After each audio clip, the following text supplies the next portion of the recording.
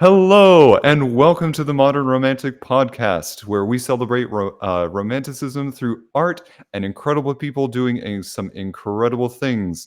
Hello, I am live from the Grammys wearing the remains of a taken down weather balloon, because that's apparently the fashion that you can wear to the Grammys now. Hi, I'm Trey. Welcome to tonight's podcast. Tonight, we are joined by an incredible guest that I cannot wait to pick his brain about. We've been talking a little bit in the pre show about it. Cannot wait to talk about him. Who we have here is a David Zapatka, who is the director of photography, who is an ambassador to a very prestigious photography institute, and who is an incredible photographer of nighttime photos of lighthouses. So, without further ado, ladies and gentlemen of the realm, I introduce to you David Zapatka. Yeah! Ah! Please have a seat. David, it is such a pleasure to have you on tonight. Thank you, Trey. Thanks for having me. It's great being here. Although, That's- although I have to say right off the top, when I was contacted to be on the podcast Modern Romantic, my wife almost fell on the floor laughing because she the last person she thinks is a modern romantic person is me. So 40 years of marriage, and that it becomes a lot of fun. It's always fun, and we joke with each other a lot. So. But I get it. I mean, people love lighthouses, and why not? And we're coming up on Valentine's Day just around the corner, and what more to celebrate at Valentine's Day than people who love lighthouses? And so much about love happens at lighthouses. People get married at lighthouses, get engaged at lighthouses, get married at lighthouses, find that they're just so romantic, and it's perfect. I get it. I get it. So for us and that we were so taken more by like your art and yes, we also fell in love with them, but from just how much beauty there was in the nature itself, and for a lot of the photography. And when talking with Sandra, our producer, hi Sandra, um, I mean, we couldn't stop talking about just how good some of the photos were. So we really wanted you on tonight to really celebrate that and for you to talk about your process. Um, but I neglected to mention that you also have another career alongside of your photography. Um, I would actually really like to know what is your would you mind telling the lovely viewers out there what your other day job is? Oh boy, that's it's going to take me a little bit. No, no, I let me just tell you what. So when I was 13 years old, I bought my first camera. It was a still camera. My dad was a letter carrier. My mom just was a bookkeeper. But I grew up in a town where Mystic Pizza years later was filmed. So Watch Hill, Rhode Island. It's a very wealthy summer community. But I was a local kid who used to chase after the rich girls in the summertime. That movie was about a local girl who used to chase after the rich boys. So that's Julia Roberts. So when that Mhm. movie came out, I so identified with Julia Roberts to the point where there's a scene where she dumps fish in her alleged, well, it wasn't her boyfriend, but she was chasing after this guy, and she dumps fish. That was the golf course, the country club where I worked, and was chasing after this girl. And so all these parallels of growing up, we weren't poor, but we weren't rich in a neighborhood that catered to the rich, and then you weren't allowed to fraternize with the rich. That was Mhm. my life growing up. So I've sort of Dave, what am I trying to use? I've gone off the path a little bit here. So when I started as a kid with a camera in Watch Hill, Rhode Island, uh, I had a yearbook advisor who saw me with a camera when I was a freshman. She said, "Hey, you've got a camera. Would you like to take pictures for our yearbook staff?" So they gave me free film, free processing, and a hall pass that I had for 4 years. And I never sat in study hall. I just wandered the halls taking pictures. And I started learning on my own. I went off to college and started learning about film and video. That led to my first job in local news was in Providence, at a NBC affiliate station. I worked there for about 9 or 10 months before I got laid off, and I ended up going to the CBS affiliate in Providence. But I worked in Providence for 10 years before I got sort of recruited to work at the network level. So in 1990, I left local news. My first job was for ABC News, Diane Sawyer, who was a goddess to me, interviewing Katharine Hepburn in Hepburn's townhouse in New York City. So that was my first job. Now, granted, I was not doing anything big. I was the fourth camera. I was sitting in the corner on a wide shot. And so I have no illusions. I'm not trying to mislead anybody that I was this, I was the DP or director of photography. I was completely overwhelmed. But here I am sitting in a room with Hepburn and 17 people, including me, for ABC. It was just jam packed with people, completely overwhelmed. But that was the first shoot. And then from there, I did, I've done 30 years, 32 years now of network coverage, working with all the greats throughout those years. Connie Chung, Charles Corral, got lucky to work with her. I even did a shoot once with Walter Cronkite before he retired. So What? I, have this only once. There was just one. But as a freelancer, I was working for everybody at a time when there was just this demand for freelance cameramen. So I got very lucky. I kept my home in Rhode Island. We raised our kids here. I traveled down to New York and stay in hotels or stay in people's apartments, and then eventually got my own room that I rented so I could get work in New York, and did a ton of work in New York. And then I started doing Olympic profiles for first CBS and then NBC. And I traveled the world doing those profiles, doing documentaries with Tom Brokaw and others at NBC, and just working sports and news. And it was just still is a career that I'm still hanging on to a little bit, but has just been phenomenal. But then I started on this little side gig on shooting lighthouses at night, and I can tell you in detail how I got into that, which that's a whole nother thing about how that all started too. Yeah, Okay. yeah. I just a quick break in that. You have dropped some incredible names. Not only the people that have been interviewing those people, but I'm sorry. I do also have to ask because my brain is going in a million different directions. What was Hepburn like? What honestly was she like? It was very interesting because I was so jacked up on my first shoot that I barely slept the night before. So I showed up. I didn't want to be late, but I showed up early, and I knocked on the door because I didn't know where everyone was. I thought I might have been late, and I was the first one there. There was a lighting director that came right after me, so we essentially knocked on the door together, and she answered the door. I mean, Katharine Hepburn answered the door herself, and she was just the same as she seems in the movies. It was just, oh, good morning, guys, come on in. That whole voice that she had, it was her. And I was, she didn't have her makeup on. She just was wearing a house coat, and she invited us in, and she had, she had coffee, and of course I think ABC had sent a lot of stuff there for us to have when we showed up. And again, it was my first shoot, so I was completely overwhelmed, and I just sort of like watched all these people show up, and they all set it up, and it took them. We were 5 hours there before the shoot, and it was this big shoot, and for me, I was, again, coming from local news, I was completely overwhelmed. But throughout the years, I worked with a lot of the people that were in that room, and got to know a lot of them really well, and then it was just what everyone goes when they go through, the first day of any job, right? You Mhm. just, you're kind of overwhelmed. But she was great. I mean, very open, and talked, just was very, in essence, very human, because that's what happens when you show up to anyone that you're interviewing. You could be, I mean, I did a thing with David Bowie, and he walked in the room, and I was like, oh my God, it's David Bowie.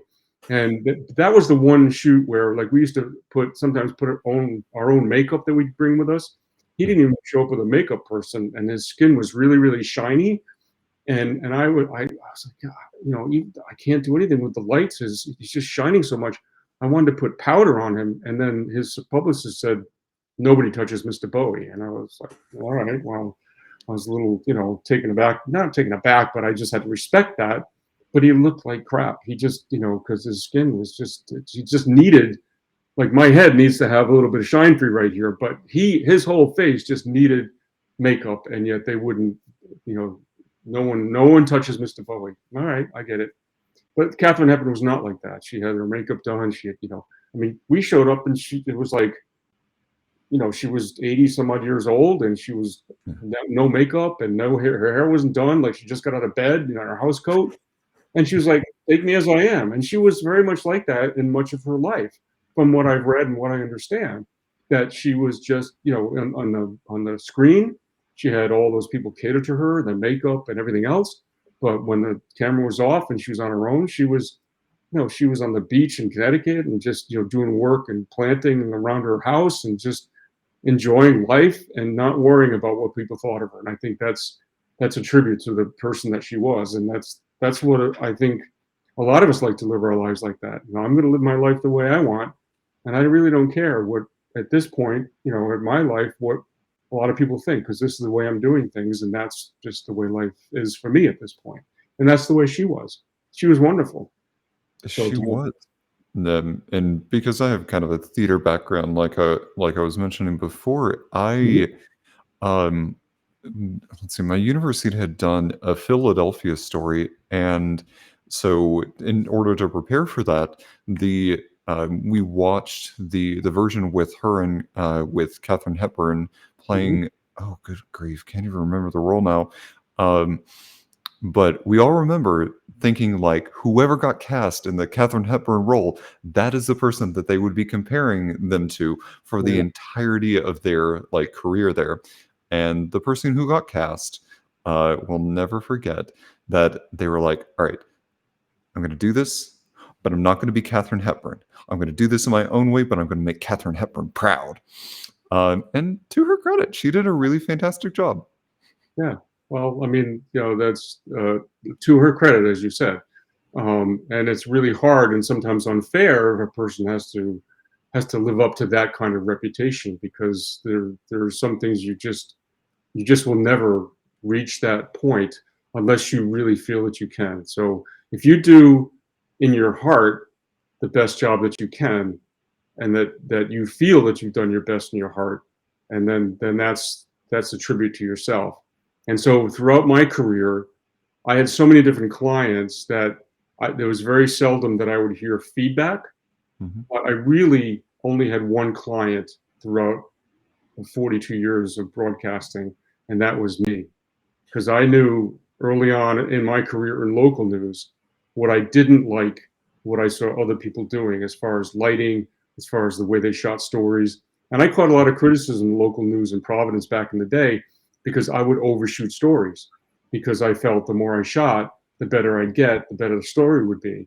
But it also meant there was more stuff to edit. So I always overshot. And then when I got to the network level, you just don't stop shooting. You just shoot and shoot and shoot. And to me, that was natural. Like I can't decide in the field what a producer wants or when a story's going to end unless it's the definitive ending and someone says, okay, we're wrapped and we're done, because you never know what little gem you might get while you're shooting. And so there's a saying that a lot of people that I worked with, even at the network level, would say, oh, they're going to use this just for the library, meaning that, they're just asking me to shoot just to keep busy.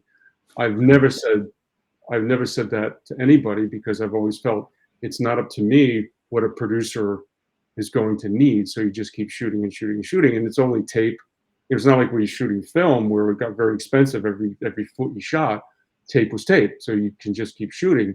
And even today, it's no longer tape. It's just, it's just chips. It's just, it's just filling up, solid state chips, cards. And so, that's your job. Your job is to interpret what the story is, present it in the best way possible, and never question, when someone says, I think we should roll on this, because it's better off on the camera than it is not on the camera, because then, you might be missing something, some kind of a gem that you might otherwise not get if you decided, I'm never going to use this.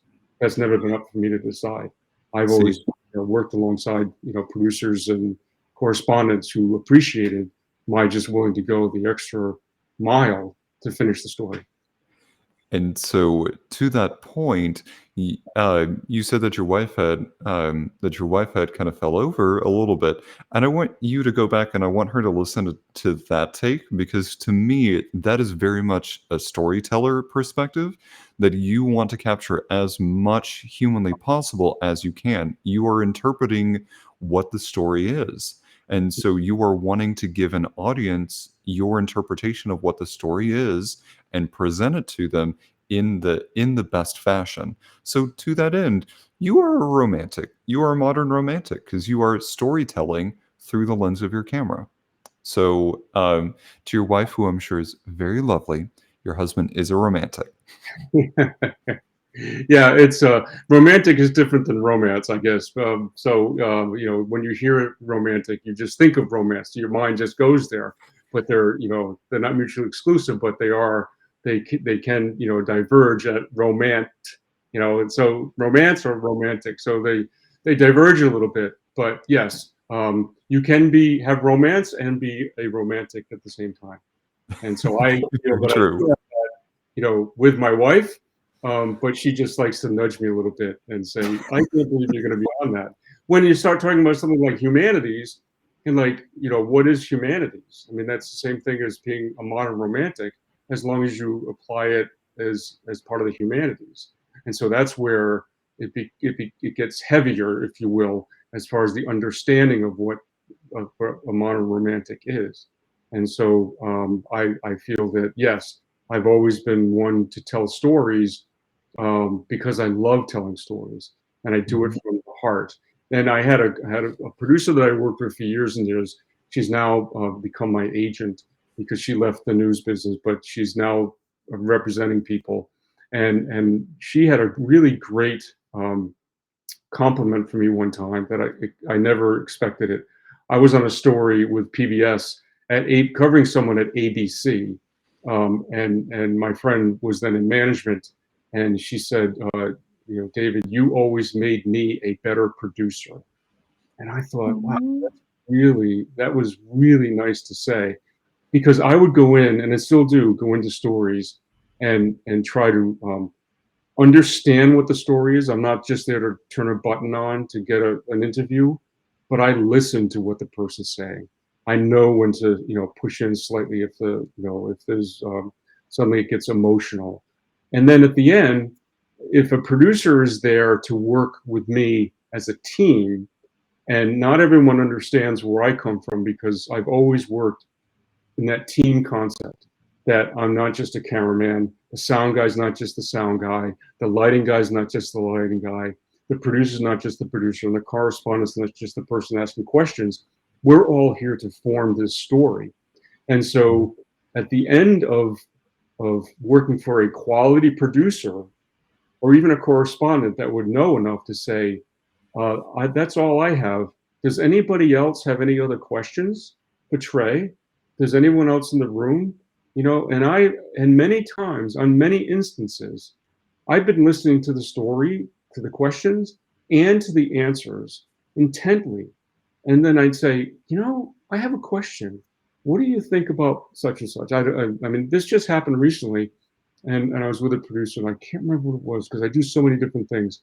But at the end, it was a Zoom call. That's what it was. It was a Sunday morning Zoom call. And Mhm. at the end, the correspondent said, "Well, I'm done, and thank you very much." And I said, "Can I just hold on a second? I've got a question." And she was like, "Oh, okay, okay." Thinking that, what is this guy? Because she was in New York, I was on location. So, for her, it's just, I'm tired. Maybe I want to go. Maybe she wanted to go get a sandwich. I don't know what she wanted to do, but I asked this question. I said, "Here's my question," and she said, "That's a really good question." So, and I worked with a reporter in local news who always used to say, "The dumbest question is the one you forgot to ask." And so, and later on, they go, "Oh, I should have asked that. Why didn't I ask that?" So maybe my question might be the dumbest question, but they didn't ask that question. So maybe Mhm. mine might be dumb because they didn't ask it. But many times, my question becomes the question that's at the start of the interview, because it wraps it all up, or it's something that they hadn't thought about, but it was really core, central to the core equation or this core question that they're asking of the entire story.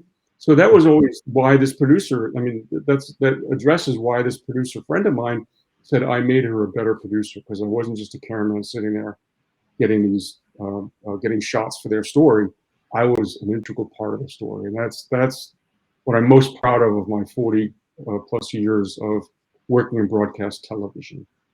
And what an incredible thing to realize that being part of a team, that you have just as much contributions as the person who might be the quote unquote interviewer, you still have so much to contribute. So that is incredibly worthwhile to recognize.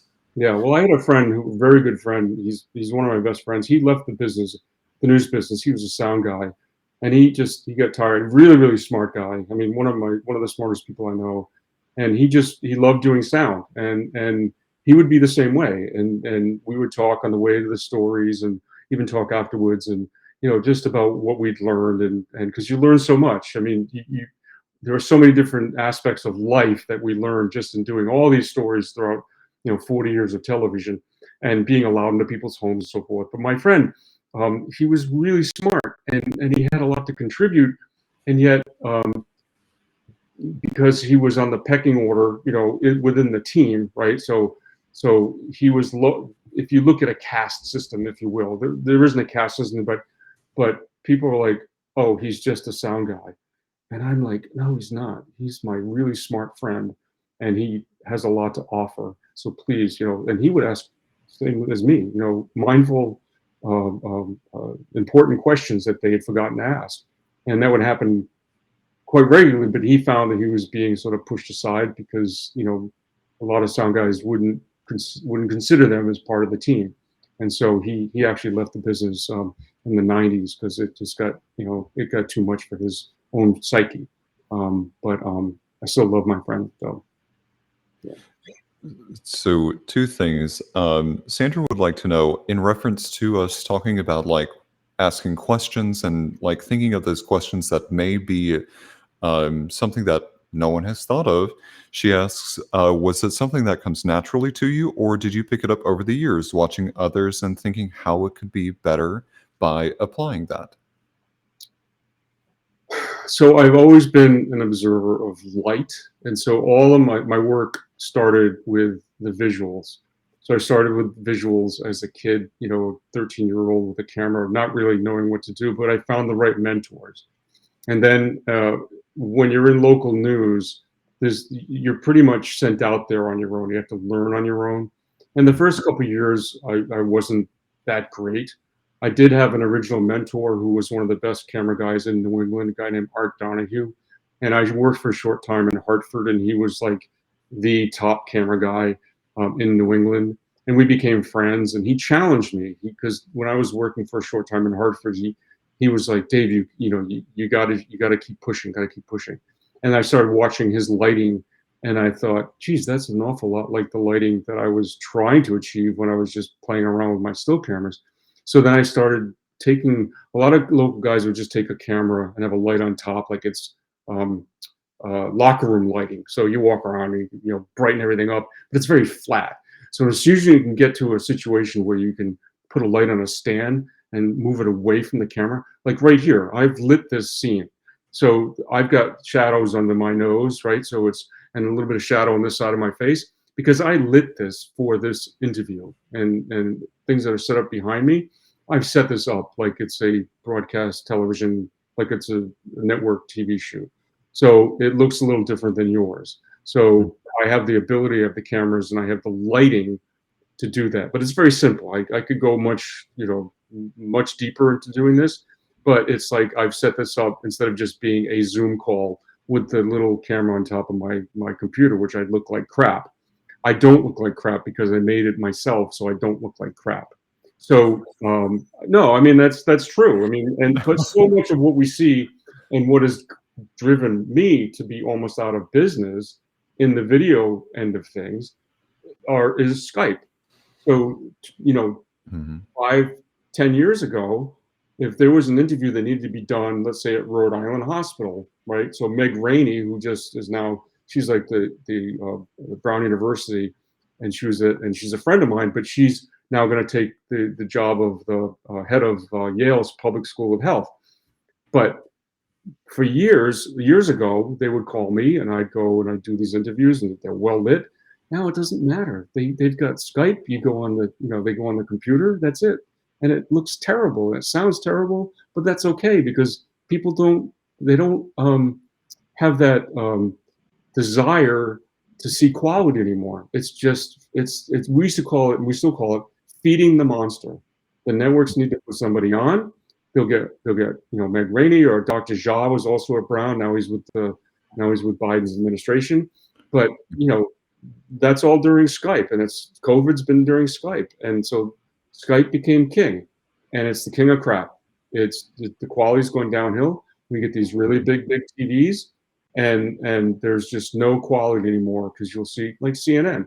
How many times, like every night on CNN, it's interview after the interview after, on these boxes, and it's cropped down from a Skype interview or WebEx, and it's putting guys like me out of business. We used to always do that stuff. We don't do it anymore. So freelancers lost a lot of work, and I'm not complaining, because I've made up for what I'm not doing anymore with this other project, which we will eventually get around to. The whole reason why. But my broadcast quality, my broadcast career rather, has taken a heavy hit, as a lot of guys in my profession have, because the quality of television has gone downhill so dramatically, especially news, and people just don't care anymore.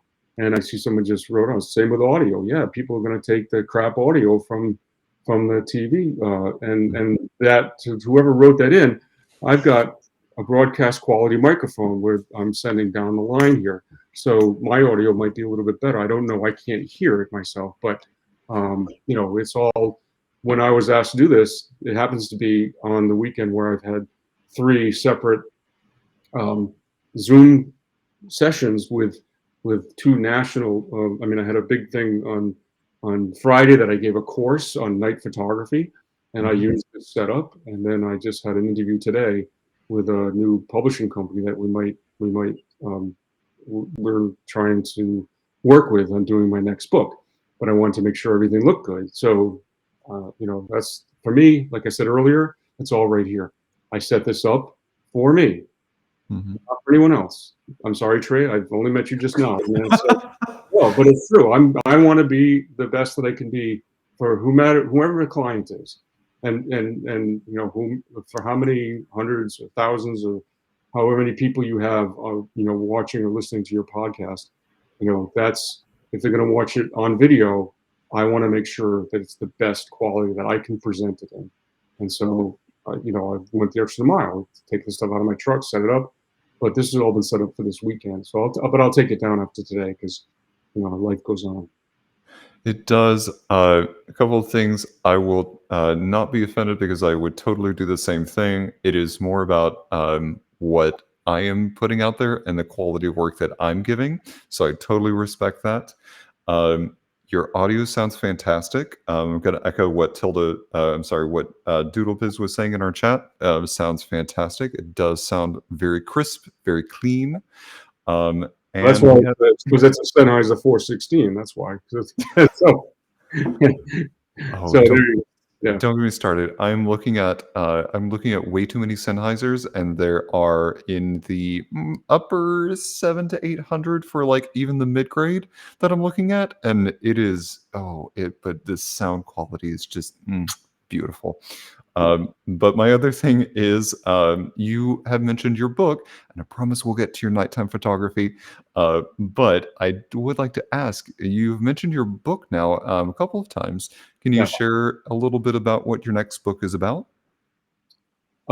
So you have to follow in progression of the 2 books that I have already. So the first one I came out with in 2017, called Stars and Lights, and that was self-published. I did talk to 2 publishers, but they wanted from me $25,000 to print the book from me. I had to pay to print the book, and then they were going to get all the profits. So that didn't really work for me. I mean, you want me to pay for it, and then you're going to get all the profits? How does that work? I mean, how can anyone do that? And two different companies had the same contract, like, Huh. and they weren't even related to each other. They're just both of them wanted 25 grand, and both of them were like the first 4,000 books would be would the profit would go to them. The next 4,000 books, I'd get 5%.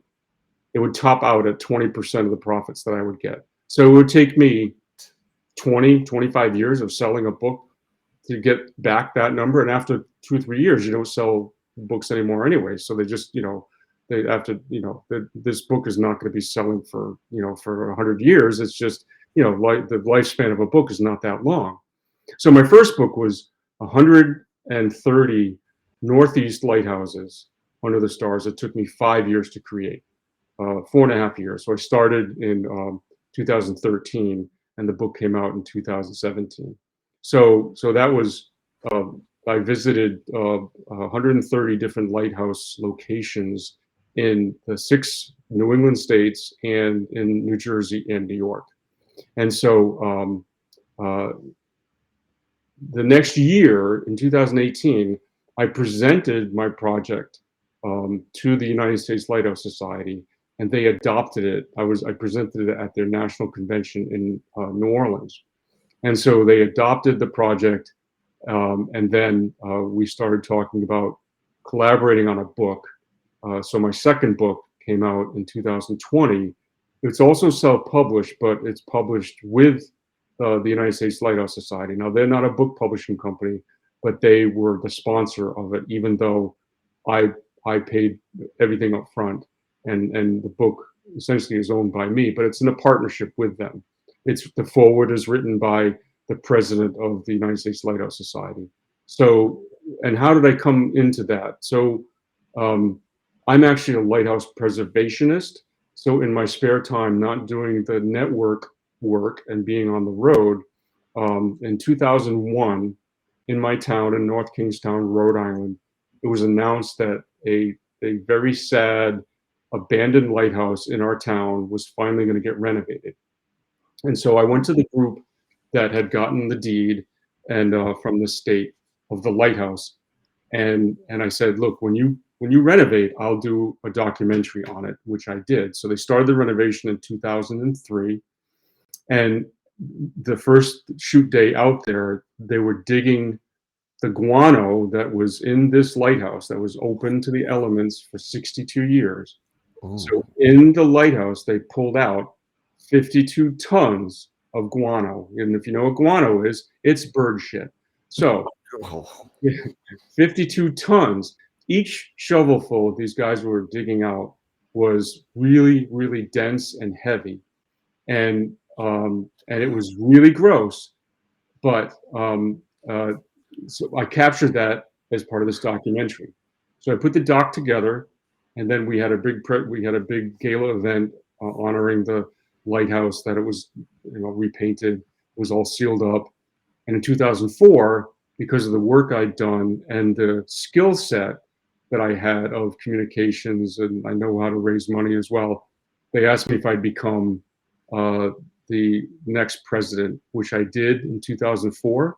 Huh? And then in 2010, I went to the State House and asked for permission, and then a bill that got voted on by the Rhode Island State House that we could have a license plate for the Plum Beach Lighthouse. And so that was that they started offering those in 2010, and we thought, we're never going to be able to sell these things. To date, we've sold over 12,000. We've raised more than $300,000 for the Plum Beach Lighthouse. We just repainted it for the third time since the initial renovation, and we're getting a check in a couple of weeks from the Rhode Island DMV for $60,000 for the ongoing donation that people give when they have the license plate. So we've done a lot of work, and that's how I got involved with lighthouses. And so my wife and I are also boaters on Narragansett Bay. So in our off time during the summer, we go out on our boat and we get away from the heat, go out on the bay, And our favorite spot has always been an island called Dutch Island, Mhm. just south of the lighthouse that I saved. So at Dutch Island, we're sitting there and there's a lighthouse. And I said to my wife, I said, this would be really cool, I think, if I could get a shot of the Dutch Island lighthouse at night. Now, I hadn't done much night photography before, but I had just purchased for my CBS work with CBS Sports.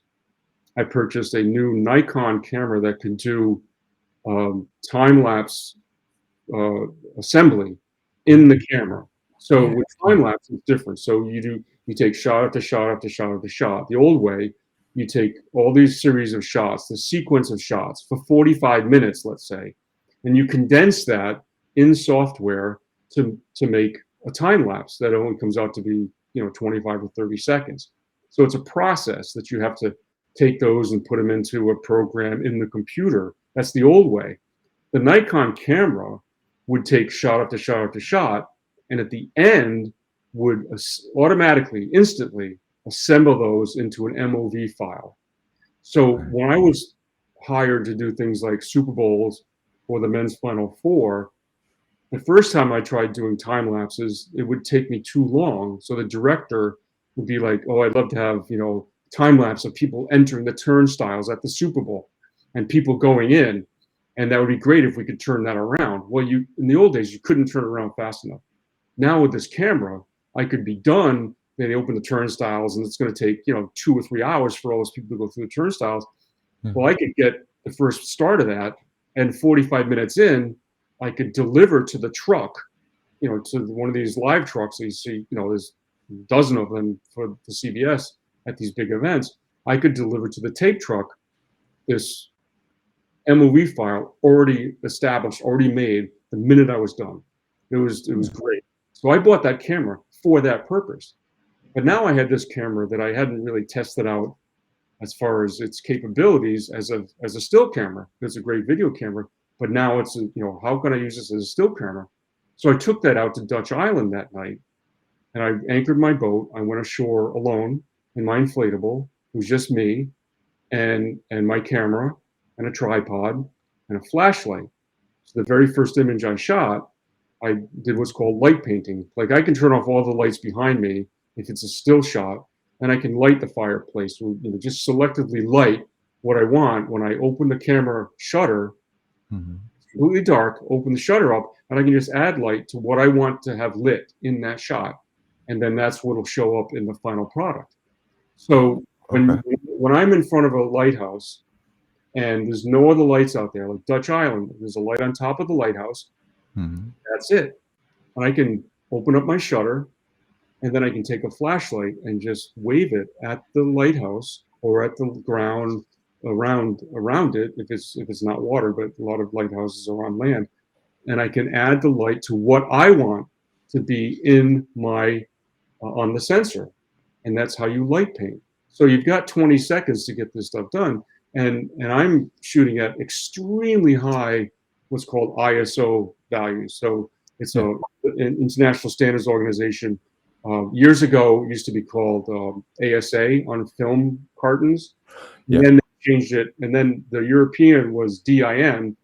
But about 20 years ago, film switched over to an international standards, so there wasn't any confusion. So the Mm. ISO, it became ISO. So when I'm out, I just use the ISO as a variable, and I've set my shutter to 20 seconds long. My lens is all the way wide open. I focus on the light of the lighthouse, and then when I first started, I was light painting with a flashlight. That's changed over the years. I didn't even realize when I first started shooting that it was going to become this really important historical project. But it was just a project at the moment, when I first started, was just to prove to myself, again in my heart, that I could make these images possible. So I proved to myself that I could do it that night on Dutch Island in Narragansett Bay in Rhode Island. But then I started shooting more and more and sharing the pictures with the Coast Guard people that I'd met through working on the lighthouse. And those guys would see the images and go, "Whoa, we've never seen anything like this before. Like, where'd you get that? Did you shoot that with your phone?" Because I'm showing them on my phone. I'm like, no, no, no, no. No, I shot it with it was very involved, but I shot it with a high-end camera, and and I lit it, but I lit it with a flashlight. They were amazed, and I didn't realize at the time why they were so amazed. I came to find out over the course of the project, and it wasn't even a project at the beginning. It was just messing around, like I'm hearing from a lot of people now. Like at the course I just taught over the weekend, people are now playing around with going out and shooting at night because it's becoming a whole new genre of photography, and people are starting to experiment with it. Well, I was experimenting 10 years ago at the early ages of the digital part of night photography. Yeah. Before, and the first digital cameras came out, their night photography was terrible. They were awful in low light, but they were digital cameras, and they were instant, that you could have the pictures instantly. Yeah. But as the chips got better, as the sensors got better, they got better in low light. And Nikon came out with this camera, the D4, in 2011. I bought mine in 2012 for the CBS work because of the video capabilities. But then discovering that it's this terrific camera in low light. In fact, my original camera has over 300,000 actuations. The shutter's been tripped over 300,000 times, so we're starting to get tired. I just found a used one on eBay with only 13,000. It's like miles of a car, like 13,000 actuations at only $1,100. The original camera was 6,000. So yeah, so I can get the same camera a lot less, and that's what I'm using moving forward. And my old camera will become my backup, because I always go out the door with a backup camera, because I've dropped cameras, I've fallen with cameras. They have not gone in the water yet, but I've been lucky. So that's a lot to throw out there, but that's where I come from in the start of the whole project. I there is so much information that was just there. I would like to go back and call out and echo what Sandra put in our chat, that your work preserving the history of lighthouses is incredibly remarkable. Thank Um, I For me, I kind of I recognize them a little bit of a penny pincher, and so when people talk about these incredible things, I'm thinking like, oh, like maybe $1,500 for a really incredible camera, and then I look at the price of it, and it's almost $6,000. Makes my like insides turn just a little bit. I know that the quality is there, and I know that there's justification for it, but it still just makes my innards just churn a little bit. We do have a couple questions here that I want to make sure we get to. First, Credence asked, with your like light painting and with that sort of thing, how does that work with like foggy scenes? And then Tilda follows up with, what part of the lighthouse photography is the most inspiring or passionate for you? So I missed a little bit of one of the questions. Was it what happens when it's foggy scenes? I saw. Okay, so foggy. So I really strive to do a lot of research before. I spent the last 2 days, business days, so Friday and today, spending hours and hours on the telephone, contacting lighthouse groups that own or run lighthouses. Sometimes it's towns, sometimes it's state parks, sometimes it's private owners. Because I'm going on the road this Sunday, Super Bowl Sunday. I'm going to be likely Sunday, heading down the East Coast. I was down in South Carolina and Georgia 3 weeks ago. I got most of the lighthouses there. I've got to return there on this trip on the way down to Florida. So my first initial contact is with lighthouse owners, and to try to gain access, to let people know what I'm doing, to let them know that it's an important historical project, and would you want to be involved? And no one has turned me down yet. There are lighthouses where they're run by certain organizations that have autonomy, and they might not feel like they think what I'm doing is important. So I have to respect that. I've shot 213 lighthouses to date.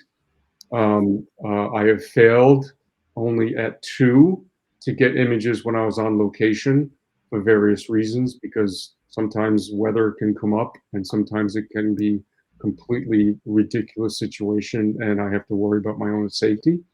I have been turned down outright by only 3 thus far, by people who feel that having me on their property is not important, and being part of this historical collection at this moment is not important for them.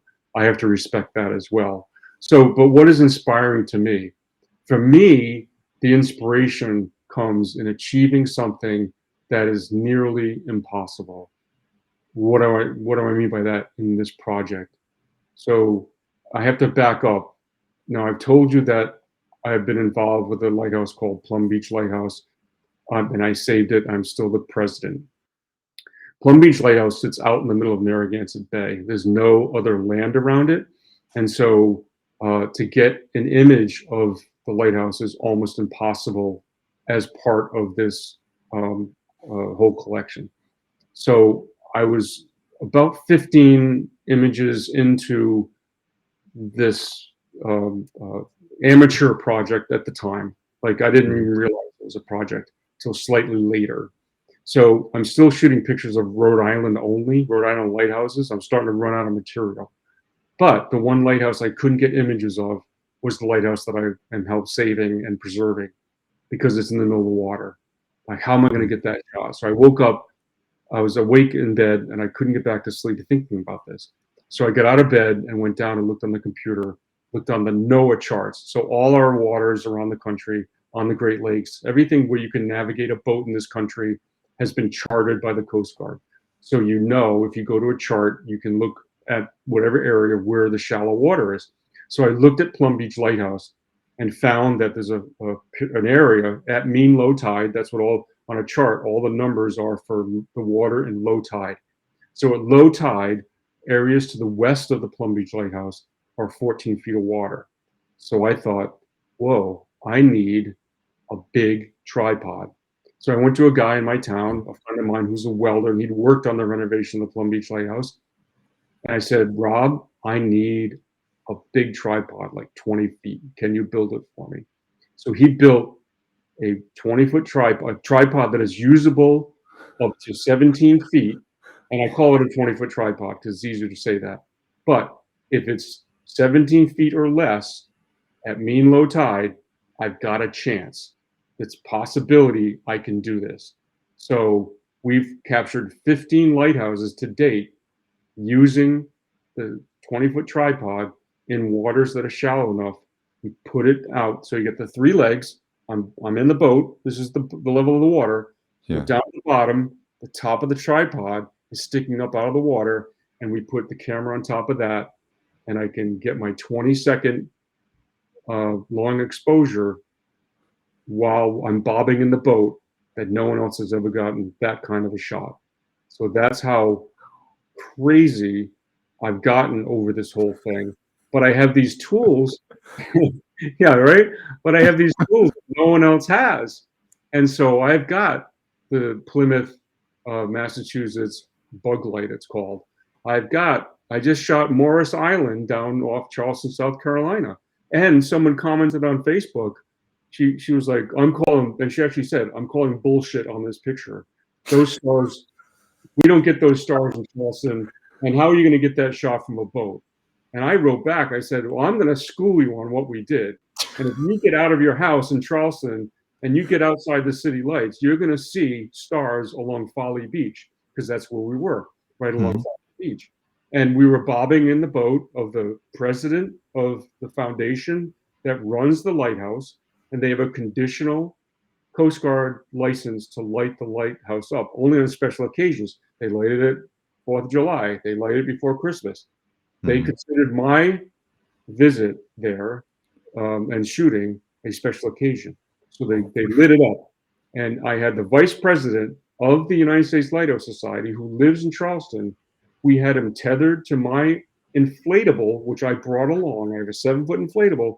We brought out on Dennis Blyth's boat. He's the president of the Morris Island Lighthouse.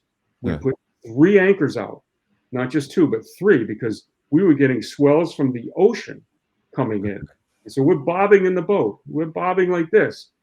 And Henry Gonzalez, who's the vice president of the Lighthouse Society, he's 100 feet away, tethered to the boat on the inflatable, lighting from a different angle the lighthouse.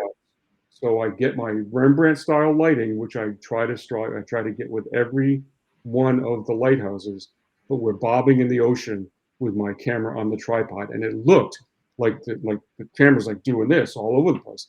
Well, we were moving in the boat. The camera was steady. We were moving all around, but it looked like the camera was moving because our brains couldn't think otherwise. And we Yeah. got terrific pictures that, I've already got criticism of saying, but I created in Photoshop. I didn't. I create all my images in the field, single image photography. And so, boom, there it is. I just noticed someone put up my millcove.com. Get away from that. I haven't touched that. I haven't touched that website in 6 or 7 years. What you want to visit is starsandlighthouses.com. So all spelled out, all plural, starsandlighthouses.com. And if you visit that, you'll see the images in galleries, and it's all state by state. And so there's 213 lighthouses that I've shot to date on starsandlighthouses.com. So yeah, there you go. Please go to that, and that'll Mhm. get you to all the images that are available. There's also USA Stars and Lights.com. And if you go to usastarsandlights.com, you'll see an expanded um, gallery that is much larger than the Stars and Lighthouses. Stars and Lighthouses was created by my son after I was featured on a Today Show story, and he was like, "Dad, you gotta streamline. He's better at that than I am, and he also created it better for mobile use." So when we started selling books after the Today Show story ran, which was crazy. So normally throughout the year, from January to the middle of the summer, even later than that, I was not selling a lot of books. I might have sold 30 books from January to July 14th in 2022. The Today Mhm. Show story aired on July 15th is when it aired. And on that day alone, I sold 1,700 books. Holy, yes. Yeah, from the Today Show. So if you Google my name, David Zapatka, and the Today Show, it'll send you to a YouTube story that'll really give you a consolidated look, an idea of what it is that this project is all about. They don't go into detail about the big tripod. They don't go into detail about my being with the lighthouse preservationists, which I'm okay with that because I know they had to cut. They had to cut certain things. Well, So see, that that's why you come to our podcast to get that kind of material. yeah, but that's also the discretion of the producer, and she knows what And I had worked with her, so in all transparency, um, I've worked with Robin Sindler over the years at the Today Show and at NBC.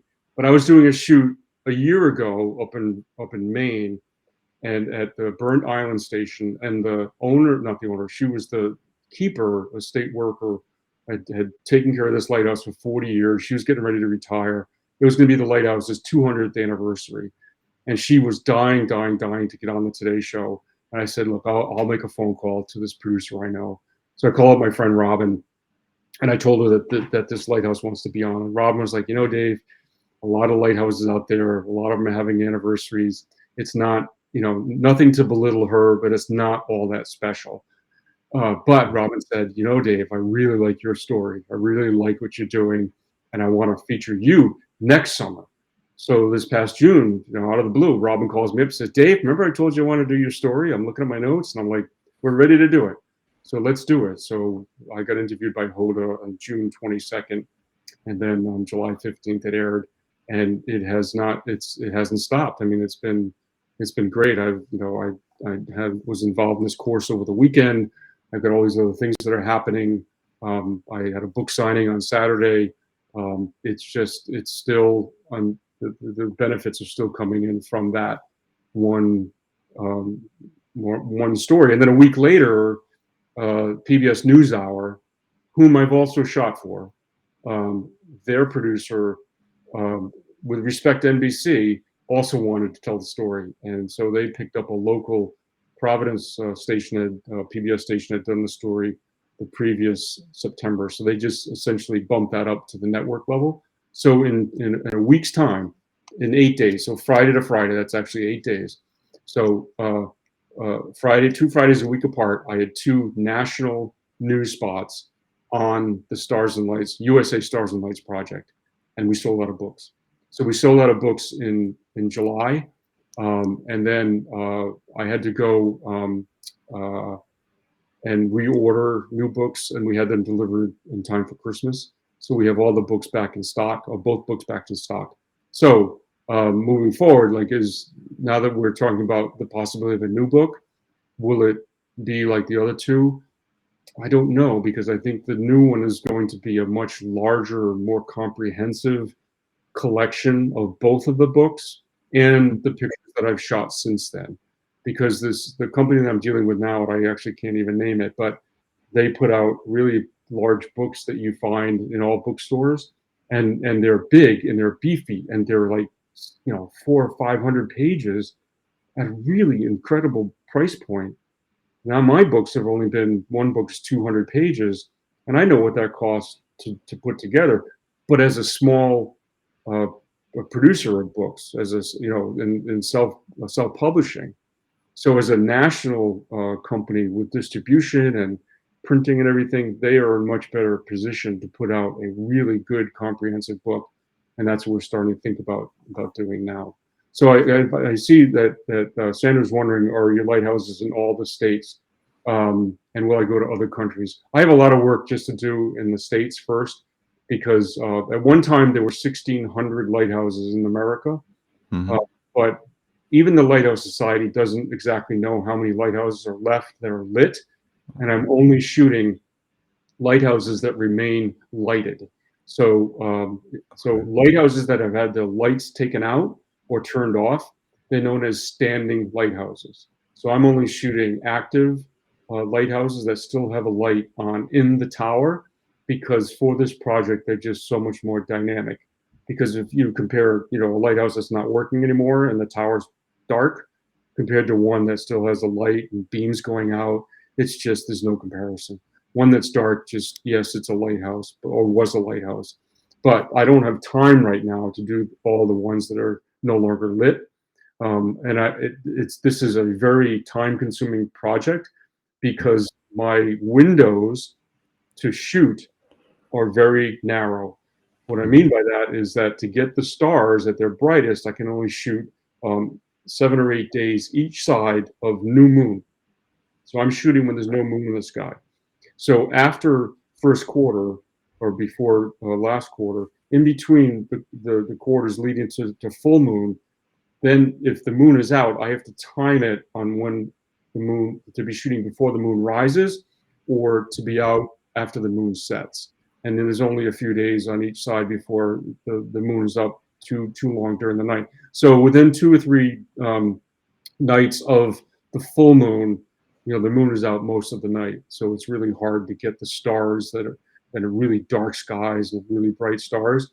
Because if you're shooting when the moon is like at first quarter, there's so much sunlight coming off the moon that's being bounced. It's a big reflector up in the sky that's taking that moonlight and spreading it out. So when you're out there, let's say 2 o'clock in the morning during a moon that is just almost full, it's almost like daylight. I mean, you can see it better.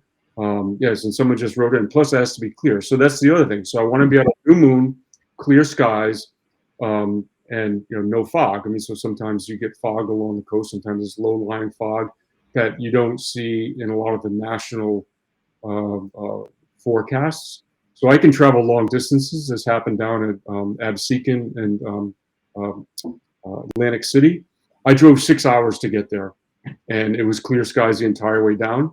The last mile and a half was all fog, and so I was there. I was on deadline for my first book, so I shot with no stars, and so the overall objective is to get the lighthouses as they're working at night. So lighthouses worked in all kinds of weather. So, cloudy weather, not sunny, but clears, moonlit skies, snow, rain, whatever. Mhm. But the pictures in the end, when you're trying to impress impress people who want to buy potentially the prints, they just look so much more dynamic with these beautiful, starry nights above. So I strive to get them in the best looking light and the best looking conditions possible. So that's clear skies, no moon. I light each and every one in my own way and own specifications. I try to control the light. So if there's in fact, my calls made the last couple of days to these lighthouse groups, is the light still lit? Can I gain access at night? Do you have people that are willing to work with me to either get to the lighthouse or to be with me to make sure, they know where the snakes are, or they know where the porcupines are, or they know where the skunks are? I mean, really, it's true. I just things you don't think about. I had to ask a question today for the first time. Are there alligators? I mean, I've never had to deal with alligators before. And there's a lighthouse. It's called I know it. It's Anclote Key. It's Okay. off Tampa. It's near Tampa. I had to ask that question. There's a pond on the property, and I said, are there alligators there? And the foundation president said, well, I've only seen small ones, and I'm like, oh, what do you mean? Like, I have to worry about that. And that Sapelo Island off of Georgia, they said, oh, you got to watch out for the rattlesnakes. So it's like, yeah. So that's things you have to worry about. I want to. Sandra asks, she's read or heard that none of my shots are not retouched. So I'll qualify that. So all my pictures are edited, but I'm not adding stars like you would if you had Photoshop. So I'm working in Lightroom. So I take the image that's what we used to call in film. So film would have this on the motion of the film before it was developed. It was called the latent image, latent, latent image. Okay. And so it was burned on the film that you could ruin if you open that back of the camera, and then all light hits it and ruins that picture. So you had to take that negative in the canister and go in the dark room and then develop it. So then you saw the negative for the first time. So the latent image was an undeveloped bit of film that had an image on it. I liken it, and I haven't really seen people refer to the digital sensor as the latent image, but it's analogous to the latent image. So when I'm in the field, um, I have to light. So I light to my specifications with my broadcast lights, the ones that I'm working with right here, that are on me right here. But they're dimmed down to almost nothing. There's barely any light coming from these because I'm doing 20-second exposures for most of the exposures. So that light is being burned in onto the sensor in ways that you can't see with the naked eye, but the sensor can when I do these 20-second long exposures. Because we don't see in 20-second long exposures. We see in much faster exposures. So a camera can see more than our eye can see. So I've now burned this shot into the sensor. So when I get to the new dark room is the software. So it's Lightroom is what I use. And I go in and I never use auto on anything. All my camera settings are manual. I'm lighting manually. I get to the Lightroom software, and I'm manually editing those latent images to bring out the best of it. So yeah, so they are retouched in a way, and that I'm pulling out through 4 main sliders that I use in Lightroom. I bring down highlights all the way so that the picture in front of me looks as it does when it was on the back of the camera. But now I know that I can pull out stuff that's in the back of the that stuff that's in the latent image through Lightroom. So highlights go all the way to nothing. Now the piece looks crappy. It just looks terrible. It's really dark. But then I go to shadows and bring Mhm. those up, and suddenly, hey, I'm getting somewhere. The magic one is in a slider called whites. And when you bring that up, when I bring that Mhm. from the left to the right, and I'm adding more light to it, it's just like, whoa, now it's a picture. Now it's something that I didn't see in the field. And there are millions and millions of stars in my little window that I've aimed my camera towards. And then I'll work with blacks at the end. And then I will correct for distortion that is inherent in the wide angle lens that I use. And I Sure. know that I have to step back far enough that I'm not going to crop out too much that I'm going to lose the lighthouse. So I have to give the lighthouse a little bit of room to breathe in the actual shot I'm shooting. So it's a little Mhm. bit wider than most people think as far as getting detail. But when I do the correction, the picture looks, it actually kind of looks distorted because I'm cropping, and then I have to do crop to bring in the final product. And so it looks very similar to what was on the back of the camera.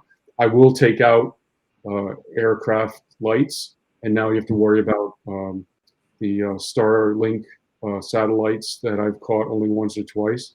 But Elon Musk Starlink, yeah, they're in, they just, they're there. I'll take Mhm. those out, and I sometimes I've caught shooting stars. Sometimes it's hard to tell if it's a shooting star or airplanes, but then they can also catch a reflection of satellites at times too. It's hard to tell if it's a satellite sometimes, or like with sunlight reflecting off of it, or if it's an actual shooting star. I've been on location only probably 6 or 7 times. Of the 20 shooting stars that I've actually captured, I've only seen like probably 6 or 7 of them live while I'm shooting, because you're so intent on doing everything else. A lot of times you only see those when you're uh, editing at the end. But sometimes I'll set the camera up, I have a cable release, I'll, click, and I'm just looking at the stars, and all of a sudden it's like, whoa, you see a shooting star. Now, my shot is right here, right? But the shooting star could be, right off camera, but I've seen it with my peripheral vision.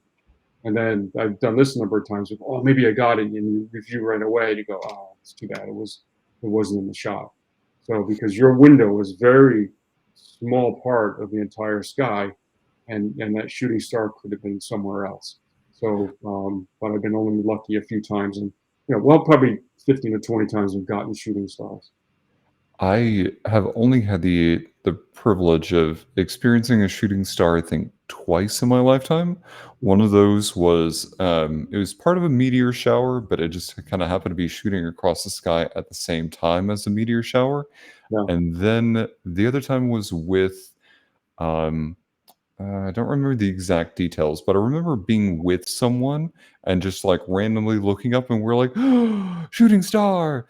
And And that it's person might have missed it too, because you see yes. it. Yeah, I've had people do that, but I've also been looking, working on the camera, and they go, "Did you see that?" And I'm like, "No, I'm busy. I'm sorry, I'm not here to look at shooting stars. I'm here to get the shot." Well, Um, I mean, I people can only stare in my eyes, but so long before they're like, "Ooh, stars." Um, I do have to say that kind of going back to a comment that you made, stepping away from society for a little bit, you can see so much more in the night sky. oh yeah, Um, it is mind-boggling. I talk about kind of frequently that I went to the Netherlands back in 2018, and where I was staying was super, super far out into the more rural parts of, let me say that word correctly, rural parts of of the Netherlands, and happened to be super far away from any major city. We were in a very small town, staying in some like little villas. And when we went onto this big veranda, I was talking to a couple of friends, and kind of like what we were alluding to, just happened to look up at the night sky and went, "Holy crap!" And they just kind of looked up and they went, "Oh yeah, that's kind of normal around here."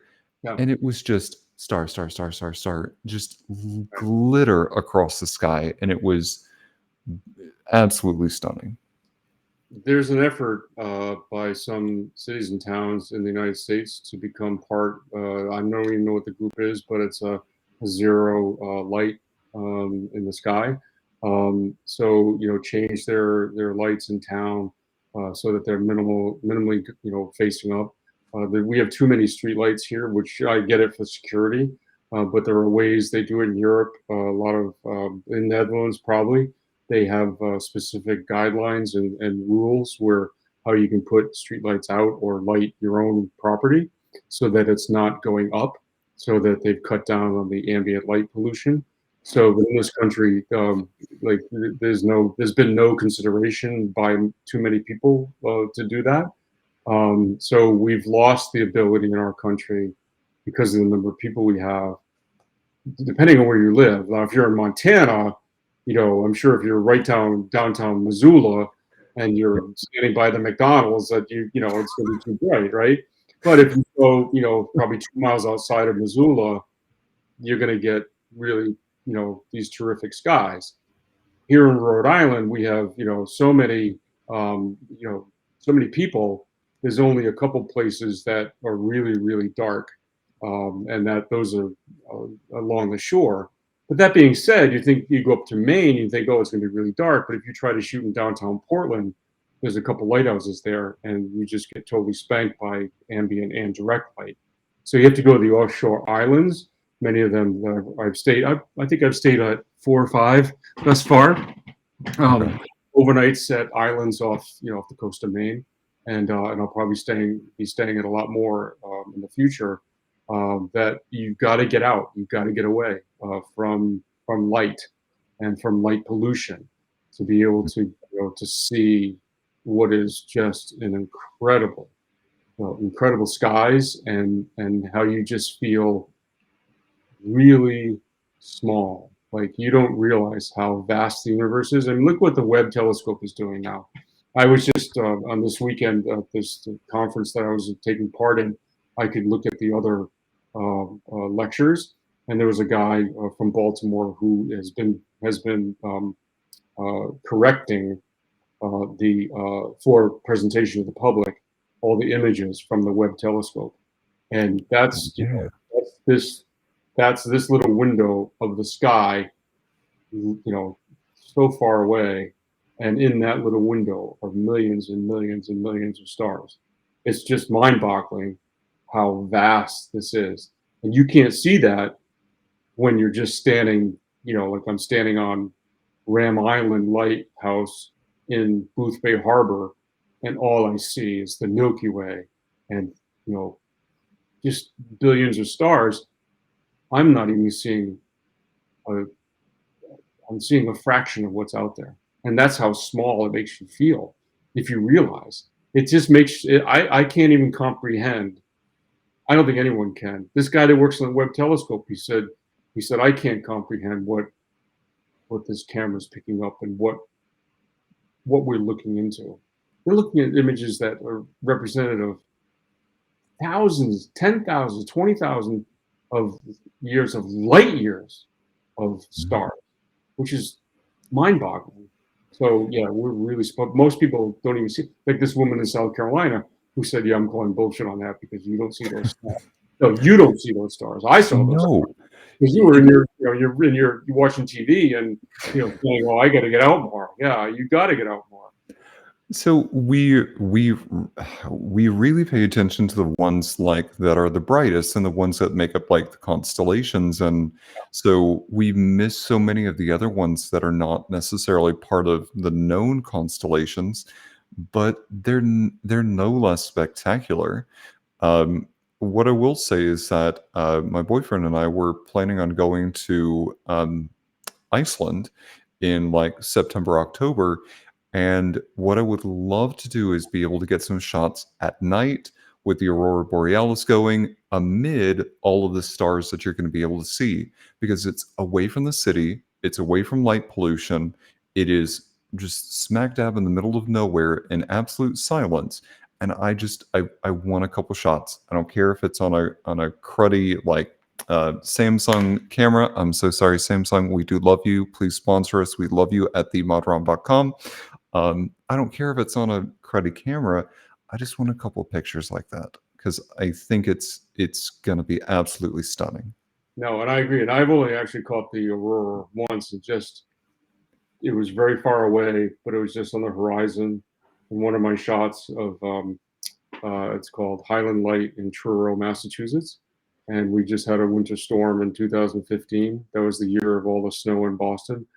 And I drove out to the Cape after the storm passed here in Rhode Island. And as I showed up, there was a 40 to 50 mile an hour wind, because as that storm was pulling away, it was, pulling in more wind. And I got out of the car, out of my truck rather, and I looked in the distance, and I saw something on the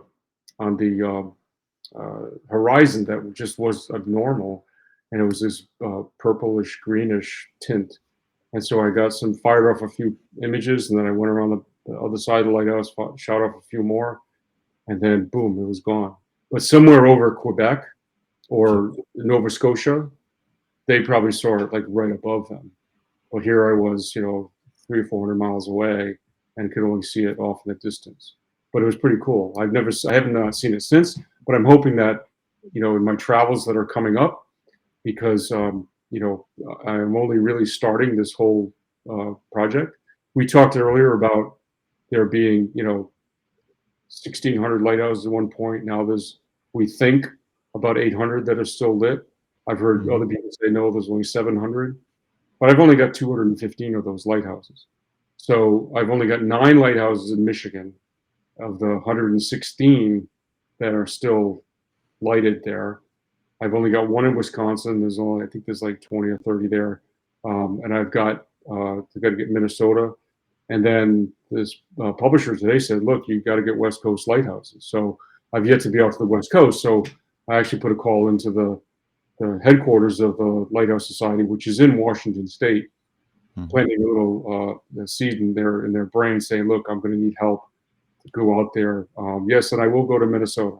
I think there's not that many in Minnesota, because the lake coverage is not as vast as there is in Michigan, but because you have the 4 or 5 lakes in Michigan, but they have I think maybe 16 or 20 lighthouses. Maybe might not be that many. I have to really start looking. Oh, too bad you don't have any in Arkansas. Apparently there is one, but it's not a real one. It's a faux lighthouse. I'm not shooting faux lighthouses. I just learned there's one in Oklahoma on a lake that got a Coast Guard aid to navigation certificate for it, and the Lighthouse Society has said, yes, Dave, we like that lighthouse, and sort of sanctioned it. But there's a lot of work ahead for me to do. And I'm making plans now to do this trip next week, and then probably in late spring might have to head out west to do a few along the West Coast, just so that the publisher will be happy about that.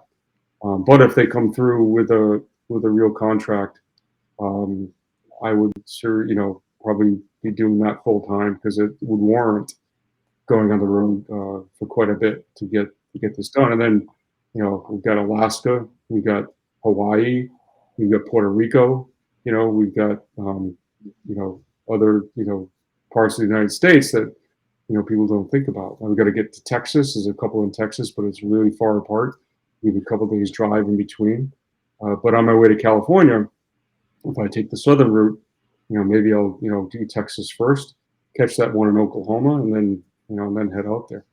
But I've also got to get Chicago. I haven't got that yet, and there's a lot of them that I deal with. Toledo, the Toledo Blade wants to get with me when I use the big tripod to get the Toledo Harbor Lighthouse, which people have never even heard of before. So there is a lighthouse off Toledo, and it's still lit, and it's a very classic, neoclassic style, beautiful building that they're renovating, and it's got to be captured, which it's gonna be cool. There's a bunch of lighthouses on the middle of the lakes in Michigan that people haven't shot before at night ever, and so I've got to get to those. A lot of the lighthouses in Michigan are being shot by local photographers, and I think that's great, and we welcome that.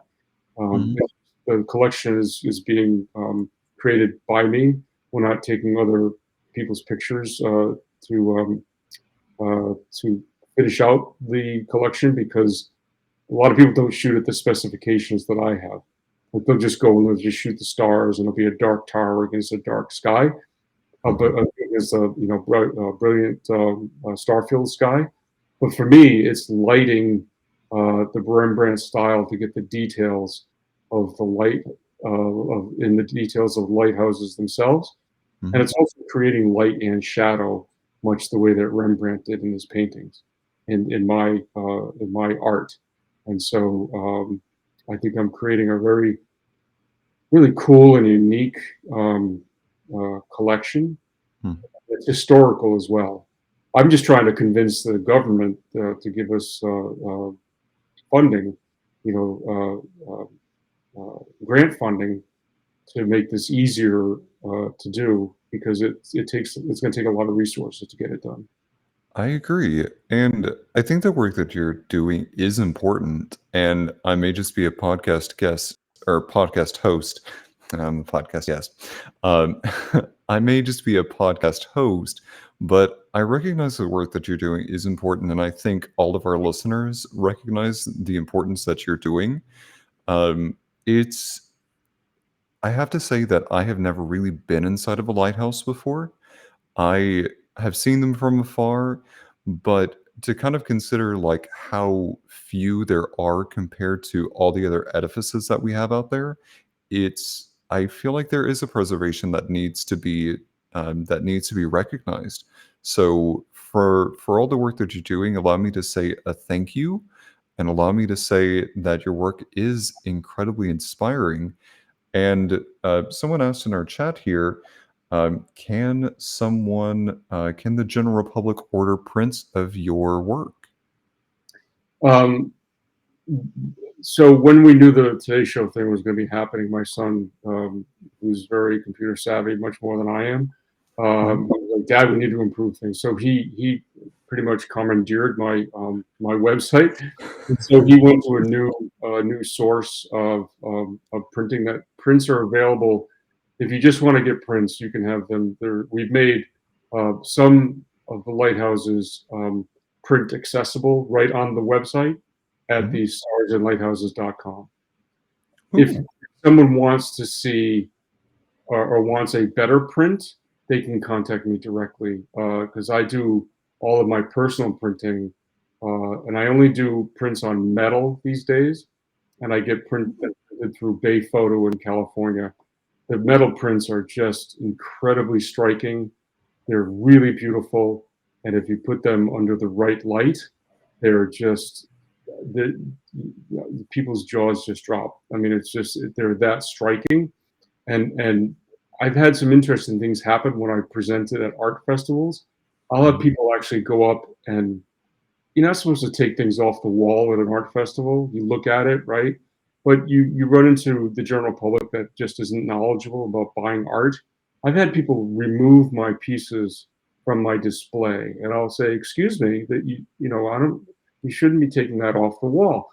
Can I help you?" And I've heard this before. So, and the person will say, "Oh, I'm looking for where the battery is, but in the print."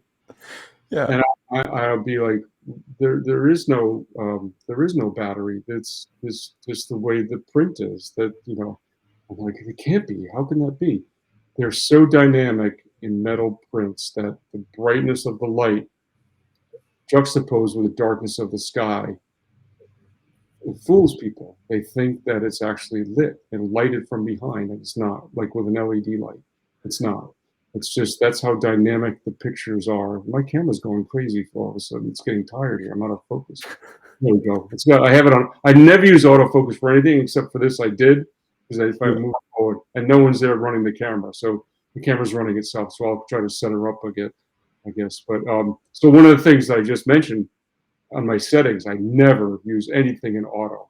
Uh, Mhm. this being aside for this camera, but my still camera, everything's manual, and that's the way to be. So if you've never shot anything with a still camera in manual, I challenge you. It's you learn a lot more and you get much better pictures doing it that way.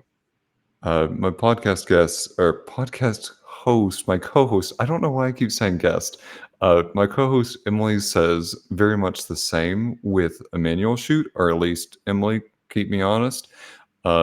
She did that she shoots pretty much in manual. Now, if I'm lying, then that's my poor memory, and I'm just going to blame it on my memory. So, Emily, please keep me honest. Um, yes, manual. Okay, yes. My memory is not as bad as I think it is sometimes. Um, what I do kind of want to, what I would like to ask, is there a particular lighthouse that you have not shot yet that you would love to shoot? Like, sky's the limit. They offered it up to you and said, we would love to come and have you shoot. Um, where would you go and shoot? Um, I think the Los Angeles Harbor Lighthouse is one, and Chicago Harbor Lighthouse is the other, because I've looked for the night images. I've seen a couple with people with telephoto shots, but no one is matching the kind of work that I'm able to do. And I go through those steps to gain access. Like to do Chicago, well, both of them. I think they're both out on jetties that are pretty much inaccessible by the general public, and then it'll have to be lining up boats, working with the foundations that run them, and so both those I think would be intriguing for me. There's a lighthouse that I shouldn't really mention, but I will, but I'll probably get in trouble. Um, I haven't shot Portland Headlight, and the reason is they're the only lighthouse in this country that has tried to um, uh, make money off of our project. We're a nonprofit doing this. They want a $500 permit fee, and they want me to hire a cop for $300 while I'm there, because they don't see that they're in a position where they can um, demand cash payment from commercials, like Toyota commercials. There's always the Portland Headlight and Toyota commercials. So they can get thousands of dollars from Toyota for the town's coffers.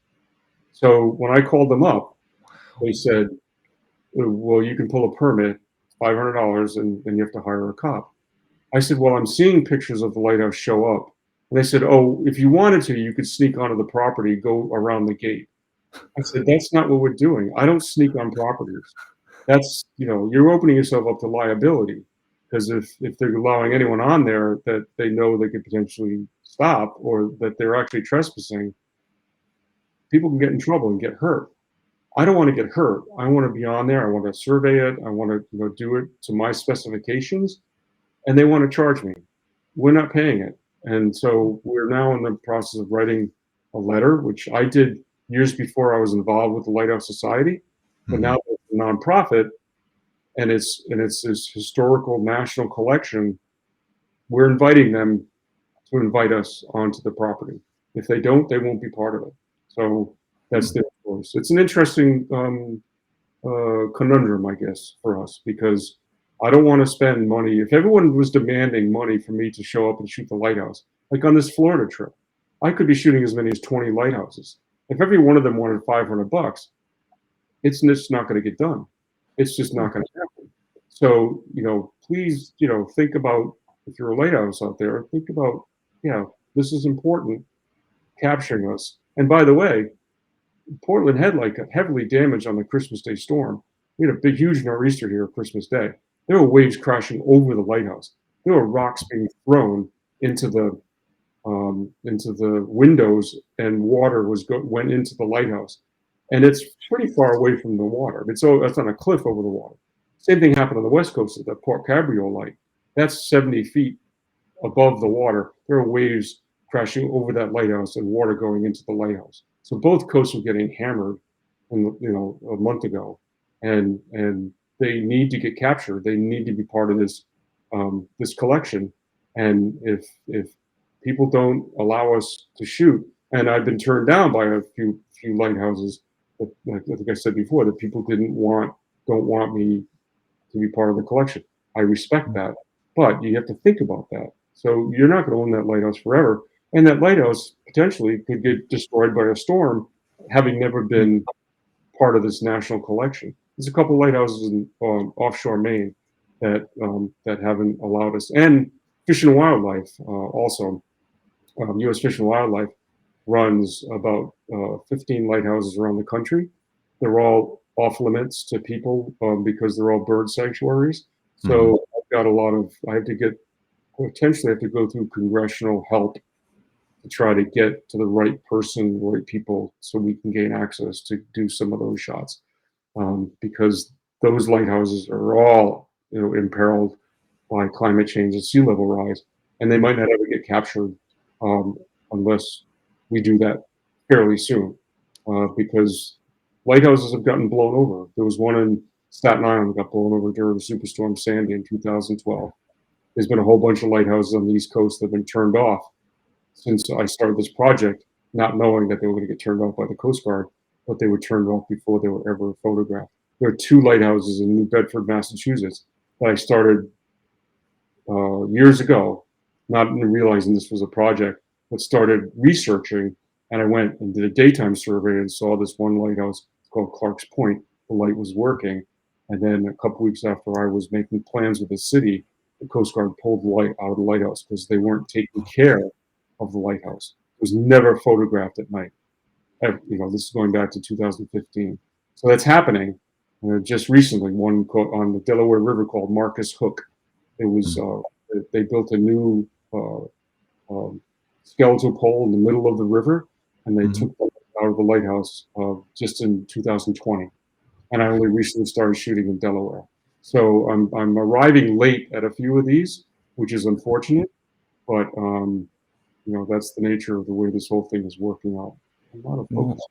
what I hope is that not only are you able to capture the ones that are still being lit, but I hope that there's a time in which we could capture them, even if they aren't lit, to find a way maybe to help restore them, help them be lit, or be lit for specific occasions, like the lighthouse you mentioned earlier.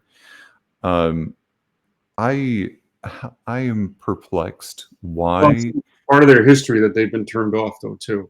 So if Oh, I okay. show up at a darkened tower and then put a light in it, that I'm not being true to my own personal ethics because Mhm. that's not what's in front of me, while I'm there. So if I'm so why not just add the light in Photoshop, right? If I'm lighting it on location, it's the same as if I were lighting it in Photoshop. It's not true to what that is today. Now the light off Morris Island in South Carolina Mhm. has the light in it that they can turn on. So that's different than going down there and putting a light into the tower.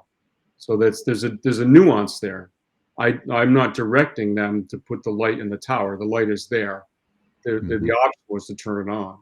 So I haven't breached my ethics. So I could walk around with a light. I mean, I have plenty of lights in my truck for my TV work, but Mhm. or just take a lamp, right, and put it in a lighthouse. But that's not true to the way that that lighthouse looked, because you have to remember too that, and people don't realize this, that lighthouses around the country are also different colors. So was that light that's turned off, was that red? Was it green? Was it white? Or was it yellow? Those are the four choices of colors of lighthouses. And a lot of people don't realize that because we don't have images, historically speaking, of lighthouses working at night. And even if we did, it would be black and white. So you can't differentiate in black and white. It's just a light at the top of the tower. But there are four colors of choice for navigation purposes.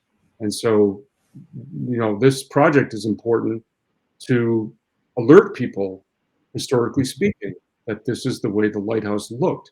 So I could show up at a darkened lighthouse now, put a light in it, and it could potentially be historically inaccurate because the lighthouse might have been red when my light now is now white or whatever. So there's that little aspect to it, but it's more of an ethical thing for me, or my personal journalistic integrity and ethics, that I'm not carrying around my own little light to put in lighthouses that have gone dark. I can respect that. So, I appreciate that. So, I don't think that many people would take that into consideration and just really just go for the shot. My other kind of issue is with buildings that are not being as well kept. I think even modern buildings, as well as those that are more historical, they're very much in danger of being incredibly decrepit. But they're losing a lot of history there by not investing more time and more effort into maintaining those. You get so much more life out of it by replacing things inside of that than really just smashing it down and then replacing it, or just leave it become decrepit.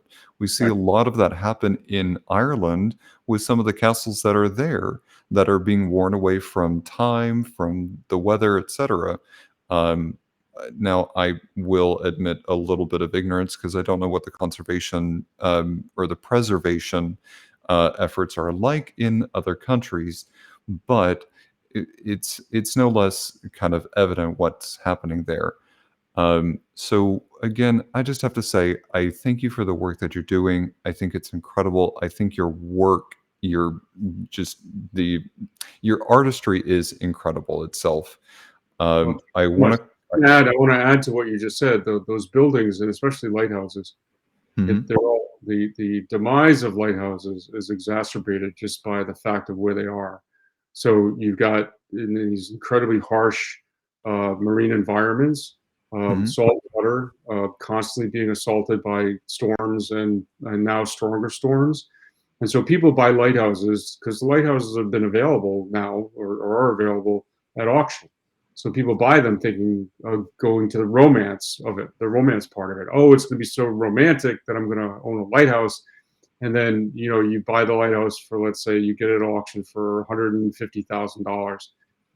Now you bought a building that hasn't been cared for in probably 20 or 30 years by the Coast Guard because they were, downsizing their crews and decommissioning a lot of these. They knew we were going to sell the lighthouse, so they stopped maintaining it.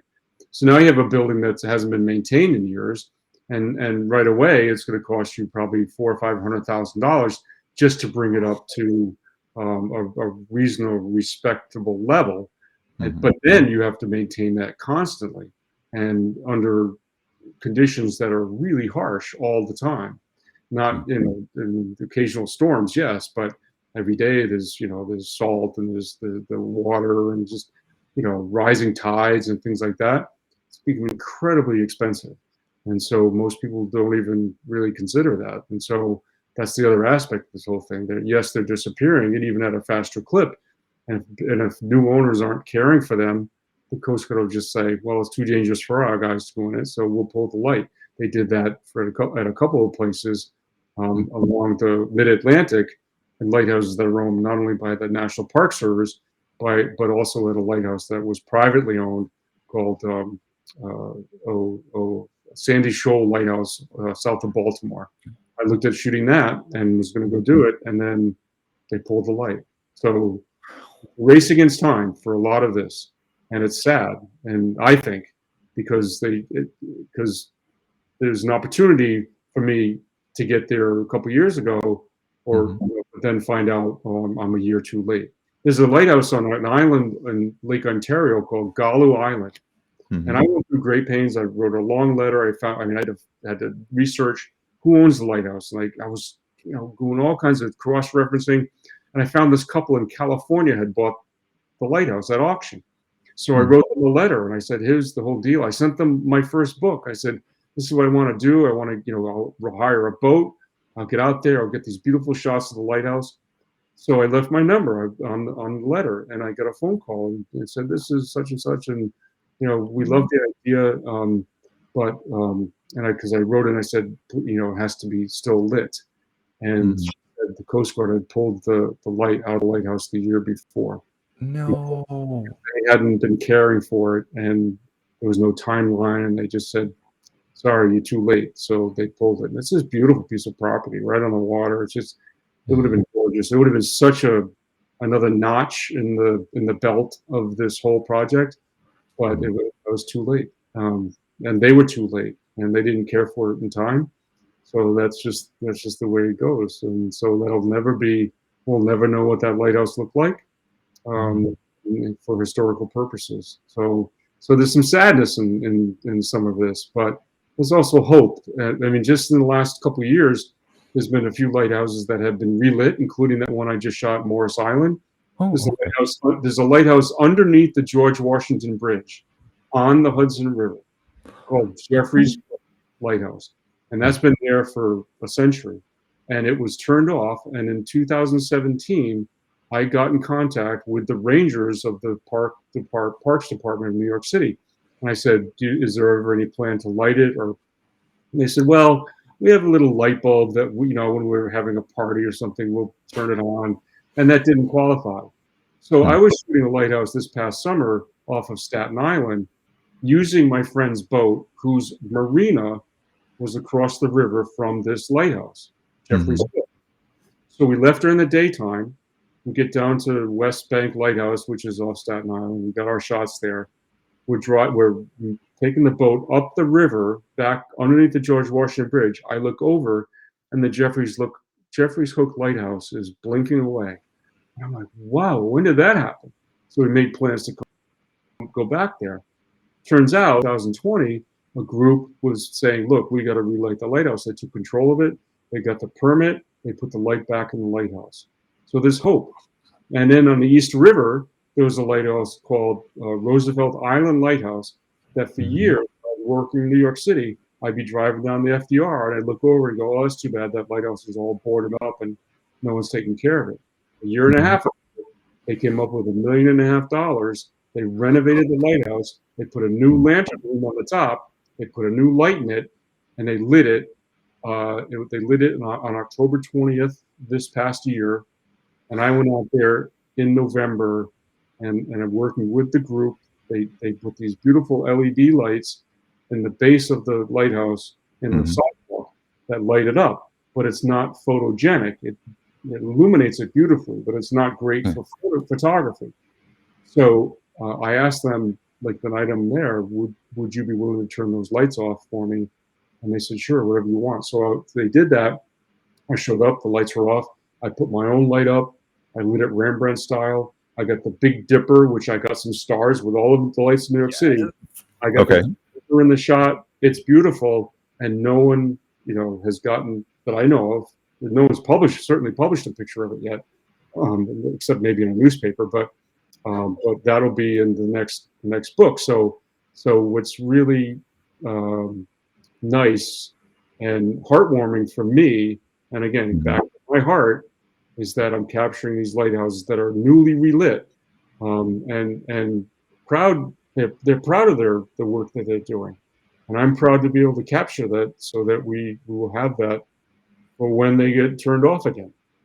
I absolutely agree.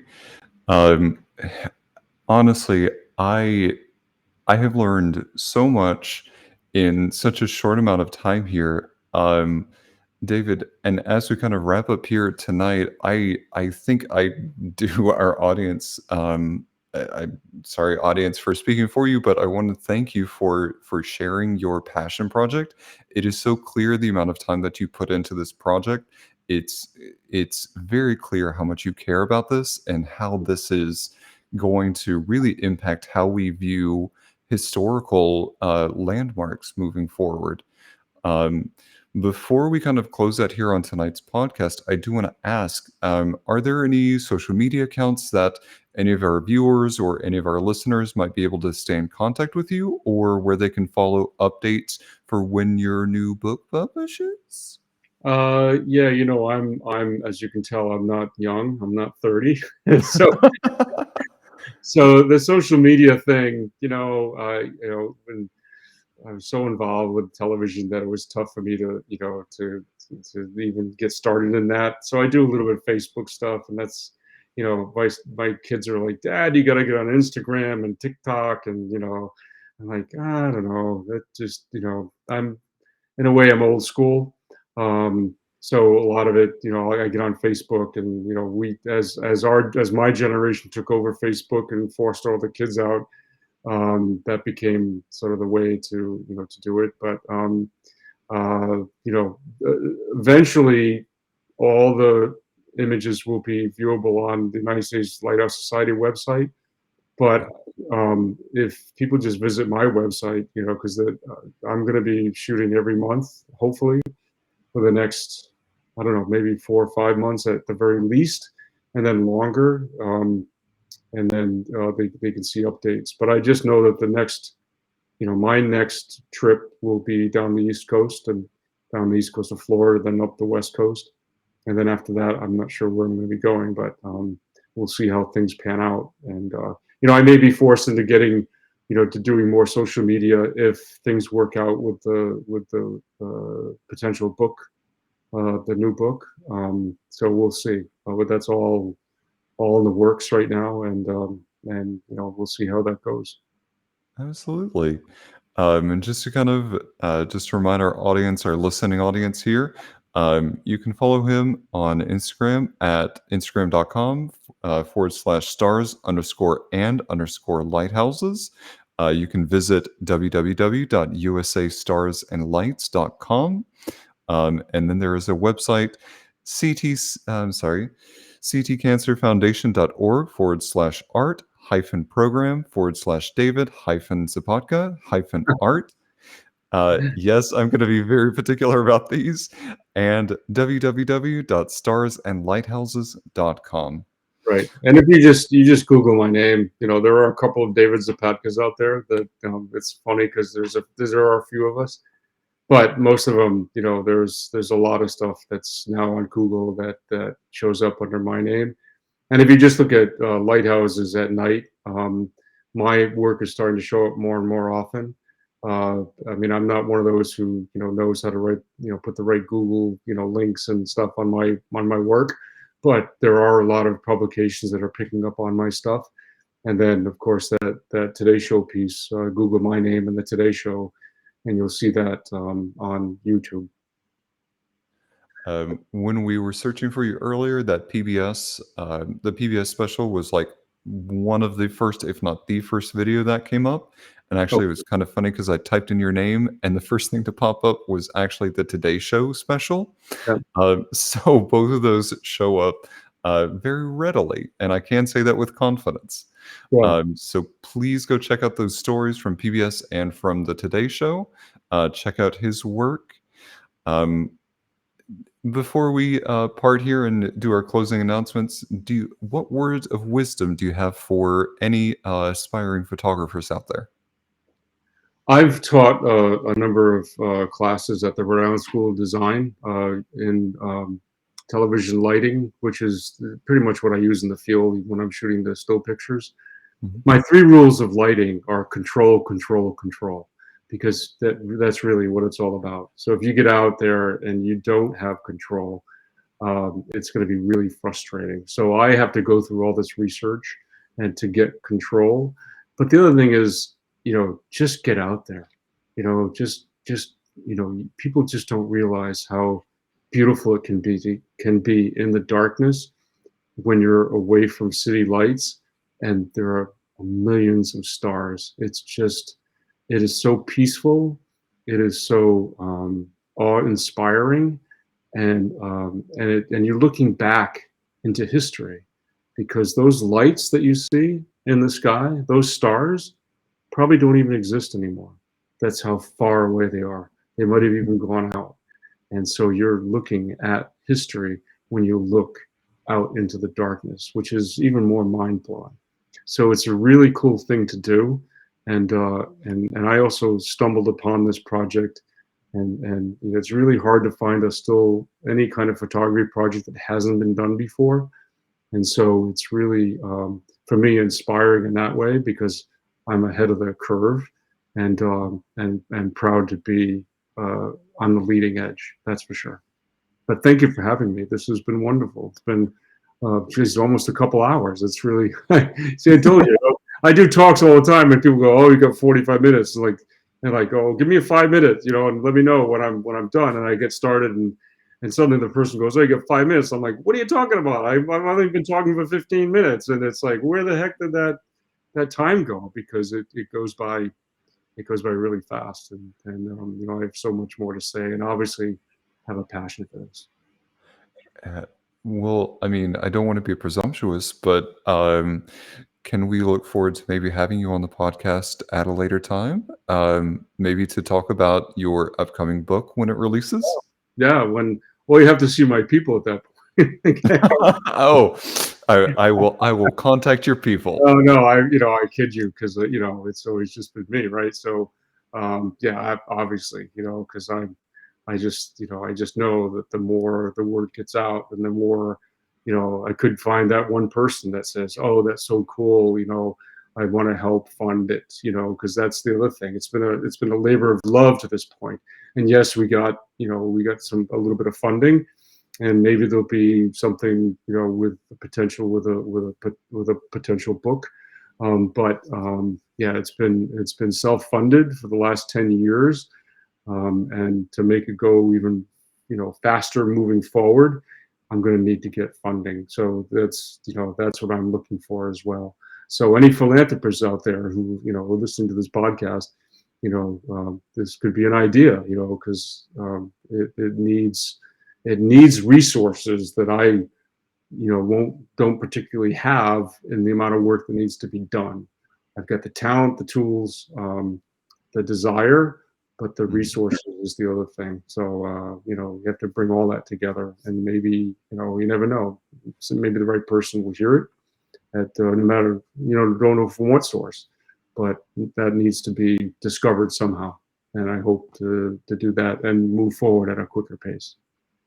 Absolutely. And if this helps you towards that craft and towards that dream of yours, we're happy that we could have helped along the way. Yeah, But any philanthropists out there, please donate to this cause. It is very important. yeah, Um, absolutely. so, ladies and gentlemen, that is going to bring us to tonight's end of our podcast. Just a couple quick announcements before we depart here. Ladies and gentlemen, if you didn't hear the last time, it has officially been a year that we have been broadcasting here with the Modern Romantic Podcast. We are available on Spotify, Apple Podcasts, and Amazon. We want to thank you so much to everybody who tuned in, our supporters, subscribers, our moderator Josh, our producer Sandra, my co-host Emily.